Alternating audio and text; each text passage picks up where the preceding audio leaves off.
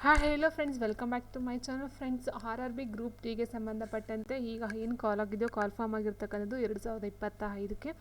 So ಇದಕ್ಕೆ ಸಂಬಂಧಪಟ್ಟಂತೆ ನಾವು ನೋಡ್ತಾ ಹೋದರೆ, ಸೊ ಈಗ ಅಪ್ಲಿಕೇಶನನ್ನು ಹಾಕ್ತಕ್ಕಂಥ ಒಂದು ಇದನ್ನು ಬಿಟ್ಟಿದ್ದಾರೆ. ಯಾರೆಲ್ಲ ಈ ಒಂದು ಕ್ವಾಲಿಫಿಕೇಷನ್ ಹೊಂದಿರತಕ್ಕಂಥವ್ರು ಸೊ KPSC ಗ್ರೂಪ್ ಡಿಗೆ ಸಂಬಂಧಪಟ್ಟಂತೆ ಅಪ್ಲಿಕೇಶನ್ನ ಹಾಕಬಹುದಾಗುತ್ತೆ. ಇದು ಬಂದು ಸೆಂಟ್ರಲ್ ಗವರ್ನಮೆಂಟ್ ಜಾಬ್ ಆಗಿರ್ತಕ್ಕಂಥದ್ದು. ಆ್ಯಂಡ್ ಇಲ್ಲಿ ನಾವು ನೋಡ್ತಾ ಹೋದಾಗ ಇದಕ್ಕೆ ಸಂಬಂಧಪಟ್ಟಂತೆ RRB ಗ್ರೂಪ್ ಡಿಗೆ ಯಾವೆಲ್ಲ ಪಠ್ಯಕ್ರಮ ಅಥವಾ ಸಿಲೆಬಸ್ ಇದೆ ಅಂತ ನೋಡ್ತಾ ಹೋಗೋಣ. ಸೊ ಮೊದಲ ಸ್ಟಾರ್ಟ್ ಮಾಡಿದಾಗ ಏನಾಗಿತ್ತು, ಈ ಒಂದು RRB ಗ್ರೂಪ್ ಡಿ ಎಕ್ಸಾಮ್ ಅಂತಕ್ಕಂಥದ್ದು ಎಲ್ಲ ಆಲ್ಮೋಸ್ಟ್ RRBಗೆ ಸಂಬಂಧಪಟ್ಟಂತೆ ಇಂಗ್ಲೀಷ್ ಮತ್ತು ಹಿಂದಿನಲ್ಲಿ ಈ ಒಂದು ಎಕ್ಸಾಮ್ನ ನಡೆಸ್ತಾ ಇದ್ರು. ಆದರೆ ಅದೊಂದು ಏನಿದೆಯೋ ಲ್ಯಾಂಗ್ವೇಜನ್ನು ಇಂಗ್ಲೀಷ್ ಮತ್ತು ಹಿಂದಿಗೆ ಸೀಮಿತವನ್ನು ಮಾಡದೆ ಅದನ್ನು ಆ ಒಂದು ಲ್ಯಾಂಗ್ವೇಜ್ಗೆ ಸಂಬಂಧಪಟ್ಟಂತೆ, ಇಟ್ ಮೀನ್ಸ್ ಒಂದು ಸ್ಟೇಟ್ಗೆ ಸಂಬಂಧಪಟ್ಟಂಥ ಲ್ಯಾಂಗ್ವೇಜ್ ಏನಿದೆಯೋ ಅದಕ್ಕೆ ಸಂಬಂಧಪಟ್ಟಂತೆ ಲ್ಯಾಂಗ್ವೇಜ್ ಯಾವ್ದು ಬೇಕಾದ್ರೂ ತೊಗೊಳ್ಬಹುದಾಗಿರ್ತಕ್ಕಂಥದ್ದು ಇದೆ. ಸೊ ಕನ್ನಡದಲ್ಲೂ ಸಹ ಈ ಒಂದು RRB ಗ್ರೂಪ್ ಡಿ ಎಕ್ಸಾಮ್ನ ಬರಿಬಹುದಾಗಿರುತ್ತೆ. ಆ್ಯಂಡ್ ಮತ್ತೊಂದು ಇನ್ಫಾರ್ಮೇಷನ್ ಅಂತ ಹೇಳಿದರೆ, ಸೊ ಫಸ್ಟ್ಗೆ ಅದು ಆಫ್ಲೈನ್ ಇತ್ತು ಆ್ಯಂಡ್ ಅದನ್ನು ಆನ್ಲೈನ್ ಎಕ್ಸಾಮಾಗೂ ಸಹ ಕನ್ವರ್ಟನ್ನು ಮಾಡ್ತಕ್ಕಂಥದ್ದು. It means CBT, computer based test ಅಂತಕ್ಕಂಥದ್ದು ಹೇಳ್ತೀವಿ ನಾವು. ಸೊ ಅದು ಬಂದು ಕಂಪ್ಯೂಟರ್ ನಾವು ಆನ್ಸರ್ಸ್ನ ಮಾಡಬೇಕಾಗುತ್ತೆ. ಮತ್ತು ಇದು ಇಂಗ್ಲೀಷು, ಕನ್ನಡ, ಹಿಂದಿ ಯಾವ ಲ್ಯಾಂಗ್ವೇಜ್ ಬೇಕಾದ್ರೂ ನಾವು ಆಯ್ಕೆನ ಮಾಡ್ಕೋಬಹುದಾಗಿರುತ್ತೆ. ಇನ್ನು RRB ಗ್ರೂಪ್ ಡಿಗೆ ಸಂಬಂಧಪಟ್ಟಂತೆ ಸಿಲೆಬಸ್ ಏನಿರುತ್ತೆ, ಪೇಪರ್ ಎಷ್ಟಿರುತ್ತೆ ಅಂತ ನೋಡ್ತಾ ಹೋದರೆ, ಪೇಪರ್ ಒಂದನೇ ಕೊಡೋದು RRB ಗ್ರೂಪ್ ಡಿಗೆ ಸಂಬಂಧಪಟ್ಟಂತೆ ಒಂದೇ ಪೇಪರಲ್ಲಿ GK ಪೇಪರ್ ಅಂತ ಹೇಳ್ತೀವಿ. ಸೊ GK ಪೇಪರಲ್ಲಿ ಯಾವೆಲ್ಲ ಸಿಲೆಬಸನ್ನು ಕೊಡ್ತಾರೆ ಅಂತಕ್ಕಂಥದ್ದು ಮೇಯ್ನಾಗಿ ನೋಡ್ತಾ ಹೋಗಬೇಕಾಗುತ್ತೆ. ಸೊ ಇಲ್ಲಿ 3 ಸ್ಟೇಜ್ ಇದರಲ್ಲಿ ಬರ್ತಕ್ಕಂಥದ್ದು. ಏನಂತ ಹೇಳಿದ್ರೆ, ಕಂಪ್ಯೂಟರ್ ಬೇಸ್ಡ್ ಟೆಸ್ಟ್ ಅಂತ ಹೇಳಿದ್ರೆ 3 ಹಂತದಲ್ಲಿ ನಡೆಸ್ತಾ ಹೋಗ್ತಾರೆ. ಫಸ್ಟ್ ಸ್ಟೇಜ್ ಅಂತ ಹೇಳಿದ್ರೆ ಈ ಒಂದು RRB ಗ್ರೂಪ್ ಡಿಗೆ ಸಂಬಂಧಪಟ್ಟಂತೆ ಒಂದು ಎಕ್ಸಾಮ್ ಇರುತ್ತೆ, CBT, ಮೀನ್ಸ್ ಆನ್ಲೈನ್ ಎಕ್ಸಾಮು. ಅದಾದ ನಂತರ ಮಾಡ್ತಕ್ಕಂಥದ್ದು ಈ ಒಂದು ಫಿಸಿಕಲ್ ಎಕ್ಸಾಮು ಸಹ ಇರ್ತಕ್ಕಂಥದ್ದಿದೆ. ಈ ಒಂದು ಎಕ್ಸಾಮ್ಗೆ ಫಿಸಿಕಲ್ ಆದ ನಂತರ ಈ ಒಂದು PET ಮತ್ತು ಡಾಕ್ಯುಮೆಂಟ್ ವೆರಿಫಿಕೇಷನ್ ಮಾಡ್ತಾರೆ. ಸೊ ಲಾಸ್ಟ್ ಫೈನಲ್ ಆಗಿ ಡಾಕ್ಯುಮೆಂಟ್ ವೆರಿಫಿಕೇಷನು ಎಲ್ಲ ಸೆಲೆಕ್ಟ್ ಆದಾಗ ಮಾಡ್ತಕ್ಕಂಥದ್ದು.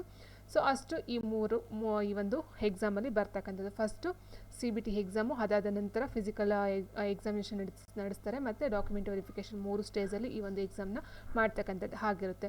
ಇನ್ನು ಏನೆಲ್ಲ ಸಿಲೆಬಸ್ ಅಥವಾ ಪಠ್ಯಕ್ರಮ ಇದೆ ಅಂತ ನೋಡ್ತಾ ಹೋದರೆ, ನಾನು ಹೇಳಿದಾಗೆ CBT ಒಂದೇ ಪೇಪರನ್ನು ಹೊಂದಿರತಕ್ಕಂಥದ್ದು, GK ಪೇಪರ್ ಅಂತ ಹೇಳ್ಬೋದು. ಸೊ ಅದರಲ್ಲಿ ಬರ್ತಕ್ಕಂಥದ್ದು ಜನರಲ್ ಸೈನ್ಸ್ಗೆ ಸಂಬಂಧಪಟ್ಟಂತೆ 25 ಕ್ವಶನ್ಸ್ಗಳಿಗೆ 25 ಮಾರ್ಕ್ಸ್ ಇರುತ್ತೆ. ಮೇಯ್ನ್ ಇಂಪಾರ್ಟೆಂಟು ಒಂದು ಕ್ವಶನ್ಗೆ 1 ಮಾರ್ಕ್ಸು ಆ್ಯಂಡ್ ಇದರಲ್ಲಿ ನೆಗೆಟಿವ್ ಮಾರ್ಕ್ಸ್ ಇರುತ್ತೆ. ನೆಗೆಟಿವ್ ಮಾರ್ಕ್ಸ್ ಇನ್ಕ್ಲೂಡ್ ಆಗಿರುತ್ತೆ. ಸೊ ಹಾಗಾಗಿ ನೀವು ಏನು ತಪ್ಪು ಆನ್ಸರ್ ಮಾಡ್ತೀರೋ ಅದಕ್ಕೆ -0.25 ಅಂತಕ್ಕಂಥದ್ದು ಲೆಸ್ ಮಾಡ್ತಾ ಹೋಗ್ತಾರೆ, -2.5. ಓಕೆ, ಸೊ ಇದು ನೆಗೆಟಿವ್ ಮಾರ್ಕ್ಸ್ ಇರ್ತಕ್ಕಂಥದ್ದು ಇದೆ.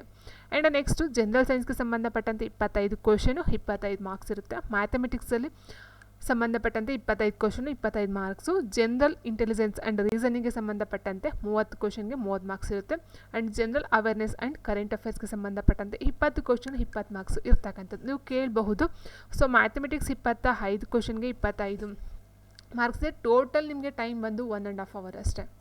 ಸೊ ಏನು 100 ಮಾರ್ಕ್ಸ್ಗಿದೆಯೋ ಅದಕ್ಕೆ ನಿಮಗೆ ಕೊಡ್ತಕ್ಕಂಥದ್ದು 90 ನಿಮಿಷಗಳ ಕಾಲಾವಧಿ ಅಷ್ಟೇ. ಸೊ ಇದೇ ಮೇಯ್ನು ಒಂದು ಕ್ಯಾಂಡಿಡೇಟ್ಗೆ ಇರ್ತಕ್ಕಂಥ ಒಂದು ಚಾಲೆಂಜ್ ಅಂತ ಹೇಳ್ಬಹುದಾಗಿರುತ್ತೆ. ಯಾಕಂತ ಹೇಳಿದರೆ ಇಲ್ಲಿ ಮ್ಯಾಥಮೆಟಿಕ್ಸು, ಜನರಲ್ ಇಂಟೆಲಿಜೆನ್ಸು, ರೀಸನಿಂಗು ಮತ್ತು ಜನರಲ್ ಅವೇರ್ನೆಸ್ ಅಂತಕ್ಕಂಥದ್ದು ಏನಿದೆಯೋ, ಸೊ ಆಲ್ಮೋಸ್ಟ್ 25 ಮತ್ತು 30 ಏನು ಟೋಟಲಾಗಿ ಎಲ್ಲಿಗೆ 55 ಕ್ವಶನ್ ಇದೆಯೋ ಇದು ಆಲ್ಮೋಸ್ಟ್ ಬರ್ತಕ್ಕಂಥದ್ದು ಮ್ಯಾಥಮೆಟಿಕ್ಸ್ಗೆ. ಸೊ ಸಮ್ಗಳನ್ನ ನೀವು ಬಿಡಿಸ್ತಕ್ಕಂಥ ಒಂದು ಟೈಮು ತುಂಬ ಬೇಕಾಗುತ್ತೆ. ಸೊ ಇಲ್ಲಿ ಏನು ಯಾರು ಗೆಲ್ತಾರೋ ಅಂತಕ್ಕಂಥವ್ರಿಗೆ ಇದು ತುಂಬಾ ಚಾಲೆಂಜಿಂಗ್ ಅಂತಲೇ ಹೇಳ್ಬಹುದಾಗುತ್ತೆ. ಈ ಒಂದು ಎಕ್ಸಾಮು 100 ಕ್ವಶನ್ಸ್ಗೆ ಕೊಡ್ತಕ್ಕಂಥದ್ದು ಓನ್ಲಿ 90 ಮಿನಿಟ್ಸ್ 90 ನಿಮಿಷಗಳು ಅಷ್ಟೇ. ಸೊ ಅಷ್ಟರಲ್ಲಿ ನೀವು ಎಲ್ಲನೂ ಕವರ್ ಮಾಡಬೇಕಾಗುತ್ತೆ. ಆ್ಯಂಡ್ ತಪ್ಪು ಮಾಹಿತಿಯನ್ನು ಕೊಟ್ಟರೆ, ಸೊ ತಪ್ಪು ಆನ್ಸರ್ನ ಕೊಟ್ಟರೆ ಅದರಲ್ಲೂ ಸಹ ಈ ಒಂದು ನೆಗೆಟಿವ್ ಮಾರ್ಕ್ಸು ಇರ್ತಕ್ಕಂಥ ಸಾಧ್ಯತೆ. ಸೊ ಹಾಗಾಗಿ ನೀವು ಮಾಡ್ತಕ್ಕಂಥದ್ದು, ಸೊ ಸರಿ ಉತ್ತರ ಏನಿರುತ್ತೋ ಅದಕ್ಕೆ ಮಾತ್ರ ನೀವು ಟಿಕ್ಕನ್ನು ಮಾಡಬೇಕಾಗುತ್ತೆ. ತಪ್ಪು ಉತ್ತರಗಳಿಗೆಲ್ಲ ಟಿಕ್ಕನ್ನು ಮಾಡೋದಕ್ಕೆ ಹೋಗಬೇಡಿ.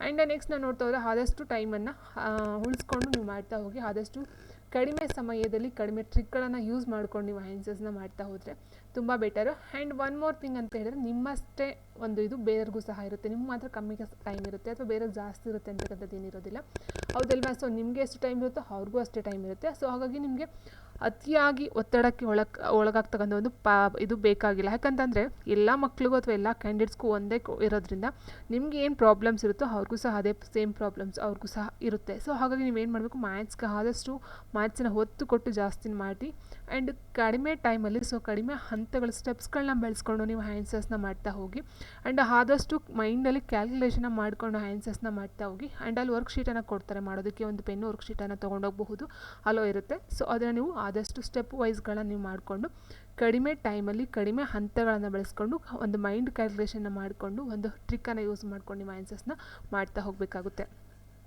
ಇನ್ನು ಇದಕ್ಕೆ ಸಂಬಂಧಪಟ್ಟಂತೆ ಏನು ಸಿಲೆಬಸ್ ಇದೆ, ಜನರಲ್ ಸೈನ್ಸ್ಗೆ, ಮ್ಯಾಥಮೆಟಿಕ್ಸ್ಗೆ, ಜನರಲ್ ಇಂಟೆಲಿಜೆನ್ಸ್ ಮತ್ತು ರೀಸನಿಂಗ್ಗೆ ಮತ್ತು ಜನರಲ್ ಅವೇರ್ನೆಸ್ಗೆ, ಕರೆಂಟ್ ಅಫೇರ್ಸ್ಗೆ ಸಂಬಂಧಪಟ್ಟಂತೆ ಯಾವುದೆಲ್ಲ ಸಿಲೆಬಸ್ ಇದೆ ಅಂತ ನೋಡ್ತಾ ಹೋಗೋಣ. ಫ್ರೆಂಡ್ಸ್ ನೋಡಿ ಇಲ್ಲಿ, ಸೊ ಆಲ್ರೆಡಿ ಹೇಳಿದಾಗೆ CBT ಅಂತಕ್ಕಂಥದ್ದು ಆಬ್ಜೆಕ್ಟಿವ್ ಟೈಪಲ್ಲಿ ಇರ್ತಕ್ಕಂಥ, ಇಟ್ ಮೀನ್ಸ್ MCQಸ್ನೆಲ್ಲ ಇರ್ತಕ್ಕಂಥದ್ದಾಗಿರುತ್ತೆ. ಆ್ಯಂಡ್ ನೆಕ್ಸ್ಟು ಮ್ಯಾಥಮೆಟಿಕ್ಸ್ ಸಿಲೆಬಸ್ಗೆ ಸಂಬಂಧಪಟ್ಟಂತೆ ಇರ್ತಕ್ಕಂಥ ಸಿಲೆಬಸ್ ಏನಂತ ಹೇಳಿದ್ರೆ ನಂಬರ್ ಸಿಸ್ಟಮ್ ಇರುತ್ತೆ. ಓಕೆ, ಸೊ ಏನು ಅರ್ಥಮೆಟಿಕ್ ಎಬಿಲಿಟಿ ಅಂತ ಹೇಳ್ತೀವೋ ಮ್ಯಾಥ್ಸ್ಗೆ ಸಂಬಂಧಪಟ್ಟಂತೆ ನಂಬರ್ ಸಿಸ್ಟಮ್ ಇರುತ್ತೆ, ಡೆಸಿಮಲ್ಸ್ ಇರುತ್ತೆ, LCM ಬರುತ್ತೆ, HCF ಅಂತ ಏನು ಹೇಳ್ತೀವೋ ಅದು ಬರುತ್ತೆ, ratio and proportions, mensuration, time and distance ಇರುತ್ತೆ, ಪ್ರಾಫಿಟ್ ಆ್ಯಂಡ್ ಲಾಸ್ ಇರುತ್ತೆ, ಜಿಯೋಮೆಟ್ರಿ ಆ್ಯಂಡ್ ಟ್ರಿಗ್ನೋಮೆಟ್ರಿ ಸಹ ಬರುತ್ತೆ ಮ್ಯಾಥ್ಸಲ್ಲಿ, ಸ್ಕ್ವೇರ್ ರೂಟ್ ಇರುತ್ತೆ, ಕ್ಯಾಲೆಂಡರ್ ಆ್ಯಂಡ್ ಕ್ಲಾಕ್ಗೆ ಸಂಬಂಧಪಟ್ಟಂತೆ ಸಮ್ಗಳನ್ನು ಕೊಡ್ತಾ ಹೋಗ್ತಾರೆ, ಬಾರ್ಡ್ಮಸ್ ಥಿಯರಮ್ನ ಅಪ್ಲೈ ಮಾಡ್ತಕ್ಕಂಥ ಸಮ್ಗಳು, ಫ್ರ್ಯಾಕ್ಷನ್ಸ್ ಇರುತ್ತೆ, HCF ಮತ್ತು ಪರ್ಸಂಟೇಜ್ನ ಕಂಡುಹಿಡ್ತಕ್ಕಂಥದ್ದು, ಟೈಮ್ ಮತ್ತು ವರ್ಕನ್ನು ಕಂಡುಹಿಡ್ತಕ್ಕಂಥದ್ದಾಗಿರ್ಬೋದು, SI ಇರುತ್ತೆ, ಆಲ್ಜಿಬ್ರಾ ಇರುತ್ತೆ, ಮತ್ತು ಎಲಿಮೆಂಟರಿ ಸ್ಟ್ಯಾಟಿಸ್ಟಿಕ್ಸ್ಗೆ ಸಂಬಂಧಪಟ್ಟಂಥ ಸಮ್ಗಳನ್ನು ಕೊಡ್ತಾರೆ, ಏಜ್ ಕ್ಯಾಲ್ಕುಲೇಷನ್ ವಯಸ್ಸನ್ನು ಲೆಕ್ಕ ಹಾಕ್ತಕ್ಕಂಥ ಲೆಕ್ಕಗಳನ್ನು ಕೊಡ್ತಕ್ಕಂಥದ್ದು, ಮತ್ತು ಪೈಪ್ಸ್ ಮತ್ತು ಸಸ್ಟೆನ್ಸ್ ಅಂತಕ್ಕಂಥದ್ದು ಕೊಡ್ತಾ ಹೋಗ್ತಾರೆ. And next RRB group D ರೀಸನಿಂಗ್ಗೆ ಸಂಬಂಧಪಟ್ಟಂತೆ ಇರ್ತಕ್ಕಂಥ ಕ್ವಶನ್ಸ್ ಯಾವುದಾದ್ರು ಅಂತ ಹೇಳಿದ್ರೆ, ರೀಸನಿಂಗ್ಗೆ ಸಂಬಂಧಪಟ್ಟಂತೆ reasoning questions, analogy, coding, decoding, relationships, jumbling letters ಅಂತ ಅಥವಾ ಜಂಬ್ಲಿಂಗ್ ವರ್ಡ್ಸ್ಗಳು ಕೊಡಬಹುದು, DI ಆ್ಯಂಡ್ ಸಫಿಷಿಯನ್ಸಿ ಅಂತಕ್ಕಂಥದ್ದು, similarities and differences, classifications, statement, argument and assumptions ಅಂತಕ್ಕಂಥದ್ದು ಅದ್ರ ಮೇಲೆ ಕ್ವಶನ್ಸ್ಗಳನ್ನ ಕೊಡ್ತಾರೆ, ಆಲ್ಫಾಬೆಟಿಕಲ್ ಸೀರೀಸ್ ಕೊಡ್ತಾರೆ, ಮ್ಯಾಥಮೆಟಿಕಲ್ ಆಪ್ರೇಷನ್ಸು ಆ್ಯಂಡ್ ಸಿಲೋಜಿಸಮ್ಸ್ ಅಂತಕ್ಕಂಥದ್ದು, Venn diagram, conclusion, decision making, numerical series. So ಇದೆಲ್ಲ ಬಂದು ಒಂದು ರೀಸನಿಂಗ್ಗೆ ಸಂಬಂಧಪಟ್ಟಂಥ ಒಂದು ಅನಾಲಿಟಿಕಲ್ ರೀಸನಿಂಗ್ಗೆ ಸಂಬಂಧಪಟ್ಟಂಥ ಒಂದು, ಸೊ ಇದು ಬಂದು ರೀಸನಿಂಗ್ಗೆ. ಓಕೆ, ಸೊ ರೀಸನಿಂಗ್ಗೆ ಸಂಬಂಧಪಟ್ಟಂಥ ಸಿಲೆಬಸ್ ಆಗಿರುತ್ತೆ. ಅದಾದ ನಂತರ ಕೆಳಗಡೆ ಏನಿದೆಯೋ ಇದು ಬಂದು ಸೈನ್ಸ್ಗೆ ಸಂಬಂಧಪಟ್ಟಂತೆ general science, physics, chemistry and life ಸೈನ್ಸಸ್ಗೆ ಸಂಬಂಧಪಟ್ಟಂತೆ ಆಲ್ಮೋಸ್ಟ್ ಬಯಾಲಜಿ, ಕೆಮಿಸ್ಟ್ರಿ, ಫಿಸಿಕ್ಸ್ 3 ಸಹ ಕವರ್ ಮಾಡ್ತಾ ಹೋಗ್ತಾರೆ. ಆ್ಯಂಡ್ ನೆಕ್ಸ್ಟು ಏನು ಅವೇರ್ನೆಸ್, ಜನರಲ್ ಅವೇರ್ನೆಸ್ ಮತ್ತು ಕರೆಂಟ್ ಅಫೇರ್ಸ್ ಸಿಲೆಬಸ್ ಅಂತ ಹೇಳಿದರು, ಅದು ಸಹ ನಿಮಗೆ ತುಂಬ ಇಂಪಾರ್ಟೆಂಟು, 20 ಮಾರ್ಕ್ಸ್ಗೆ ಇರ್ತಕ್ಕಂಥದ್ದು.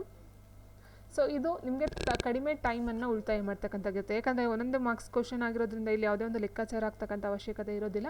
ಸೊ ಆನ್ಸರ್ಸ್ ಗೊತ್ತಂತೇಳಿದ್ರೆ ಜಸ್ಟ್ ಒಂದು 10 ಸೆಕೆಂಡಲ್ಲಿ ನೀವು ಆನ್ಸರ್ನ ಮಾಡಬಹುದಾಗಿರುತ್ತೆ.